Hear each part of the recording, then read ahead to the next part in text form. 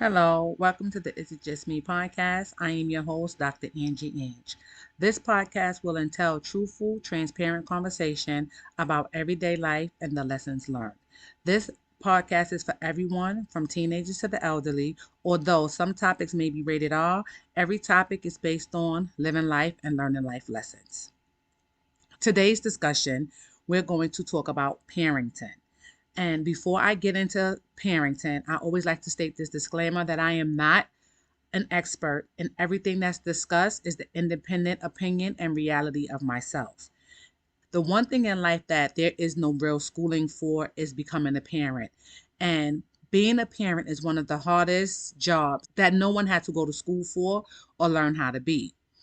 Parenting can be emotionally and physically exhausting. And parenting does not come with a manual. And you have to figure out what skills you're going to use to be the best parent to your child. Parenting is one of the hardest jobs that we as parents, for those of you who are parents, has had. Let me not say we, let's say for most, because we did not have to go to school to learn how to be a parent. It's something that we didn't go to school to perfect.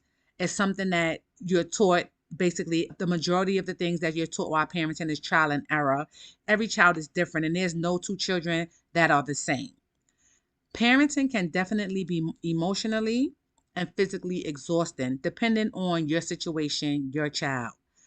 Parenting does not come with a manual, and being a parent, you have to figure out what skills you're going to use so that you can be the best parent to your child. We're going to discuss the different parenting styles that are out there, and we're going to discuss what's considered bad parenting and what is the overall goal of being a parent. Before we get started, let's define what defines parenting. And parenting, to become a parent, it's to provide and support the physical, emotional, social, spiritual, and cognitive development of a child from infancy to adulthood. Now, the age range varies depending upon the culture and how you were raised. Some parents feel like once you turn 18, you're on your own. Some parents are always a parent and always help you out. That's just individualized. But according to the law, once a child turns 18, they're considered adulthood. I consider that young adulthood, still teenager, 18. So even though you have independence by law, I don't feel like at 18 you're mature enough to be considered an adult, even though by law you are. But according to the law, it's from infancy to adulthood, which would be 18. Now, there are different parenting styles. So when you're a parent, you might use a mixture of these styles. You might just be one of these type of parents, or you just might not even have any of these styles and you just figure it out as you go along. I'm not saying that's the best thing. I'm not saying that's the worst thing. However, there are some parenting styles that research has shown are not effective in being the parent. But we do have parents who have this parenting style. So the first parenting style is basically called a permissive parent. So if you're a permissive parent, it's more so like you're a child driven parent. So you're one of those parents that will be considered your child's friend because the parenting style is child driven. Everything is driven off of that child. So whatever the child wants to do, you rarely give rules. And if you do give rules, it's like they don't follow the rules because the child does what they want to do. So it's child driven, rarely gives or enforces rules, overindulges. So these would be the type of parents who like really, really have spoiled children who get to do whatever the hell that they want to do. Now, some people might say, oh, those are rich kids, but it depends because we're not in their household, so we don't know if they have rules or not. But this is permissive parenting is basically the child decides what the fuck they want to do, how they want to do it, when they want to do it. And you, as the parent, you don't give rules. And if you do, you don't follow through with them and you overindulge. The next type of parenting style is authoritative. If you are an authoritative parent, you are a parent who solves problems with your child. You set clear rules and expectations, and you have open communication. So that means you let your child know that we can talk about anything, we can discuss anything. You have open communication with your child. That's an authoritative parent. Then we have the neglectful parent, which is an uninvolved or absent parent, provides little nurture and guidance, indifferent to the child's social, emotional, and behavioral needs. So if you're a neglectful parent, you're just an absent parent. You are not there to provide, protect, or teach anything to your child. And then we have authoritarian parents. If you're an authoritarian parent, these are considered the strict parents. So everything is parent driven. You have set strict rules and punishment, and it's one way communication. An authoritarian parent basically is whatever I say goes. My house, my rules type of thing. Now, of those four parenting styles, I'm going to speak on the type of parent that I am. And I'm not saying that I'm the best parent in the world, and I'm not saying that I'm the worst parent in the world, but I don't have one type of parenting style. And in raising my children, I realized that each child had to be parented different. So I had to use a different parenting style for each child. Now, the only parenting styles that I don't use are permissive and neglectful.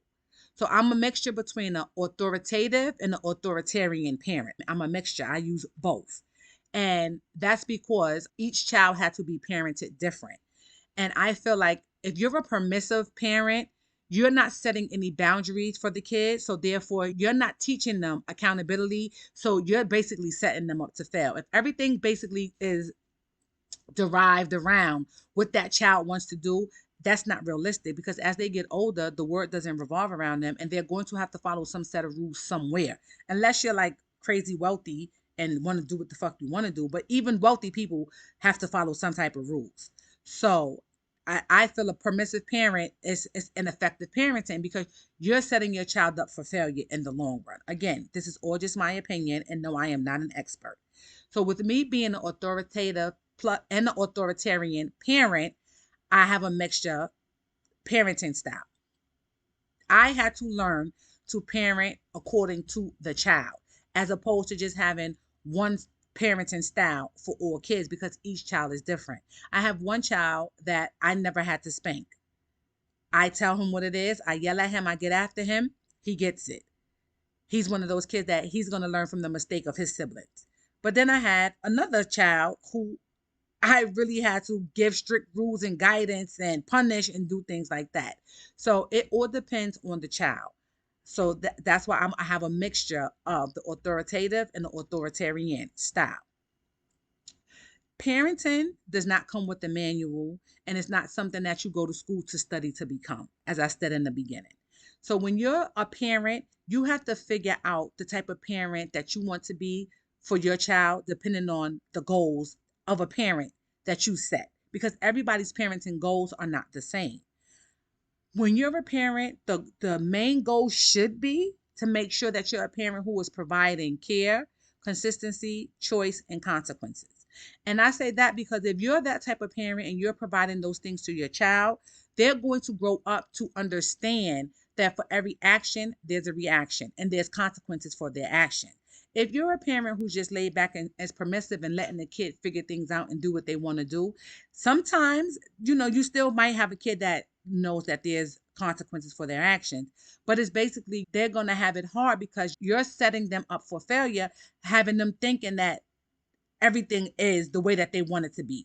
Being a permissive parent is child driven. So it's everything based off of what that child wants to do, and that's not reality and that's not life. Every child is different. You have to parent according to each child individually. Again, you can have a mixture of parenting styles. There's no law or no rule that states you have to be a permissive parent or you have to be an authoritative parent or you have to be an authoritarian parent. There's nothing that states that that's the best type of parenting to be. However, you have to know your child and you have to parent your child according to your child.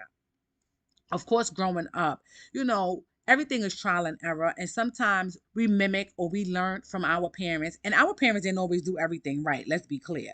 A lot of stuff was done wrong because lack of knowledge, they didn't know, or just plain ignorance, or just generational bullshit, traumas and curses that just carried on from one generation to the next, to where it was nobody to sit back and be like, hey, this is not how it's supposed to be done.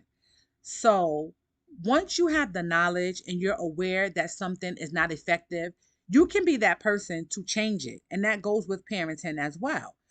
You can be the one to change it. If your parent was a parent who was a permissive parent and it did not work, and every child that your parent parented with being a permissive parent, there was an issue. Clearly, being a permissive parent didn't work. So you need to change that parenting style. And don't be a permissive parent because your mother was a permissive parent, because obviously that wasn't the type of parent that was effective in your household if there's issues with all of the children that your mother parented as a permissive parent. I don't like to call individuals bad parents, but the reality is there are some bad parents out there. And in my opinion, what I consider bad parenting is you're ineffective, you're neglectful, you're abusive, emotionally, physically, verbally abusive. Now, I'm going to go back to the abusive part because there are some individuals who feel like spanking your child is a form of abuse as opposed to a form of discipline. If you're a parent who uses spanking as a form of discipline, hey, I don't see anything wrong with that. And again, that's just me. And I'm not saying that spanking works for every kid, because it doesn't. Again, you have to parent each child individually. You may have a child that if you spank them, they get it. Then you may have a child that if you spank them, they don't get it. You spank them, they don't get it. You spank them, they don't get it. You spank them, they don't get it. So guess what? Then it's time to try something else, because spanking them is not getting the change that you want for that behavior or for that issue, or to get them to fall in line or to follow the rules, whatever it is that you use spanking a child for. Now, there's a fine line between spanking a child and abusing a child. When you spank your child as a form of discipline, the spanking is attached to them doing something wrong or not doing something that you said or something like that. When you're just beating on your kid for no reason, and you're just beating on them, like you just wake up on the wrong side of the bed and you're just beating your kids, that's abuse. There's a difference between discipline and abuse. So when I say abuse, I mean you are just abusing them, emotionally abusing them, physically abusing them, verbally abusing them. That's bad parenting. Now, if you're constantly telling your kid you're fat, you're ugly, you're never going to be nothing, that's verbal abuse. But if you're telling your child something of the nature of that's the truth about them, and I know sometimes your kid might be fat, so let me reiterate, when you use something that's the truth to degrade somebody or to bring down their self-esteem, that's a form of abuse. But if you're using the truth to teach your child a lesson or to tell them something, I don't feel like that's abuse. I'm going to give you an example. You're going to school, you're 15 years old, and you're pregnant, and your kid gets pregnant. And you say to your kid, you don't have anything to offer this kid, so why would you want to have a baby? I don't consider that abuse. That is the truth. You're 15. What do you have to offer this baby? You have no job. You're not independent. You have no place to live. That is the truth. Now, you have a kid who's overweight, and you saying, oh, your ass is too motherfucking fat and you ain't never gonna be nothing in life because you so motherfucking fat. That's abuse. So it's ways to, whereas things may be the truth in that individual may be fat and may be overweight, but there's other ways that you can say that as opposed to abusing it and turning it into something negative. So that's what I mean when I say abuse. And we have, again, being verbally, physically, emotionally abusive. Some individuals, some parents, they have learned that from their parents because that's how their parents raised them. Just because your parents or our parents did something doesn't mean that they did it right. So that's something that we have to unlearn. That's a behavior that if something is not working or something is not good or it's not positive, that's a behavior that we have to unlearn so that we can flip it and turn it around and move to more positive things. Being verbally, physically, emotionally abusive is a learned behavior, because nobody just wakes up and decides just that they're just, nobody's born and say, hey, I'm going to be abusive when I be an adult. That's learned behavior. Some parents learned that from their parents, who learned that from their parents. That goes back to the generational curses and the generational traumas that we, and I say we because I'm a parent, that we inflict upon our children because our parents or our grandparents or their great grandparents inflicted upon them. And there was nobody to say, you know what, this is wrong. I'm going to do things different when I have my children. There's nothing wrong with that, because I know there's some individuals who broke generational curses. I'm one of them. And I'm not sitting here and want to sit on a pedestal like, yeah, I broke the generational curse in my family. No, it was just, I was that individual that noticed that wasn't right and that wasn't something that we needed to be doing. So I was able to break the generational curse. My upbringing was a little different because my parents dealt with drug addiction and things like that. No, that's not an excuse for the generational traumas that was passed on to the children.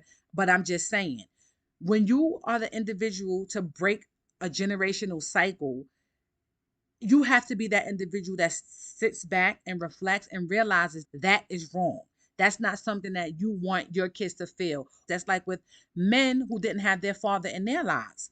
If you didn't have your father in your life and now you become a father, shouldn't you want to be a father to your child because you know how it is to not have your father in your life? But somewhere down the line, there's still some type of disconnect there, because a lot of men who didn't have their fathers in their life are not the ones who break the generational curse of being a father to their children. They continue on and not be a father or be an absent parent or inconsistent parent because they haven't self-reflected on how has them not having a father affected them so much. Where there are some gentlemen who did break that generational trauma, and they're like, you know what, I didn't have my father in my life, so when I'm a parent, I'm going to be an active parent in my child's life because I know how that feels to not have my children in my life. So there's certain things with being a parent that you have to realize that just because it was learned from generation to generation doesn't mean that it was correct. The goal of parenting for everyone is not the same. Everyone does not have the same goal or goals when it comes to parenting. But for me, my goal is to raise loving, productive, respectful, successful, well rounded children who do not have to recover from their childhood. That's not the goal for everyone else. That's my goal as a parent. I always say I try to be the kind of person that I want my kids to be. And I was not always an individual that I would say I wanted my children to be. And when I self reflected and I looked at the things that I was doing and the way that I was operating and how I was so angry and things like that, I did not want my children to grow up to be that way. I started making the changes within myself so that I can be a better person, because I want my children to grow up to be the type of person that I am. I will want my children to be like me, and I will want them to teach their children to be like them, because when you're a good person and you produce good children, it's just putting good people out in the world. Even though this world is motherfucking crazy, there's a bunch of motherfucking crazy people out here, that still doesn't take away from the type of person that I am. Being a parent, you can do everything right as a parent. And when I mean everything right, you can support them emotionally, mentally, physically. You can make sure you provide for them, make sure that they have the best of everything. You're teaching them, you're giving them knowledge, you're instilling morals and values and all of those things in your children. And your children will go against everything that you taught them. And being a parent, I learned that sometimes kids will go against everything you have tried to instill in them. But as long as you know you have done everything in your power to be a good, supportive parent, trying to instill morals and values in your child so that they can grow up to be positive, productive adults, and they still turn out wrong, as long as you know that you have done your best, that's all that you can do. All you can do is your best as a parent. And some people's best may not align with other people's best, but at some point, you have to not give a fuck what other people think about you as a parent, because you know that you're doing your best. As long as you know that you have done everything in your power to be a good parent, to raise a respectful, productive child, and your child still wants to go left and still wants to go against everything that you're instilling in them, there's no need for you to feel any type of way or any regret on what you've done as a parent because you have done your best. My kids can't guilt trip me into anything about the type of parent that I was to them because I know the type of parent that I was to them, well, that I am to them, excuse me, not was, because I have young adults, so I'm just saying they're older now, but they can't guilt trip me into anything because I know that I was a good parent to them. So when you know that you've done everything and you were a good parent to your child and your child still goes left, all you can do is be happy and accept that sometimes our children want to learn the hard way for whatever reason that is. I don't know what it is and I still don't understand it. I guess that's just the world because if everyone learned from someone else's mistakes, maybe this world wouldn't be such a fucked up world. But as a parent, as long as you know that you have done your absolute best to instill values, morals, and to teach them to be respectful, to be independent, and they still choose to go left, all you can do is know you have done your best. Parenting does not come with the menu. I cannot say that enough. You just have to find the parenting style that works for you and do your best for your child. Thanks for joining me on this episode of the Is It Just Me podcast. I hope you join me next week when we talk about children. Next episode, we're going to get into these children.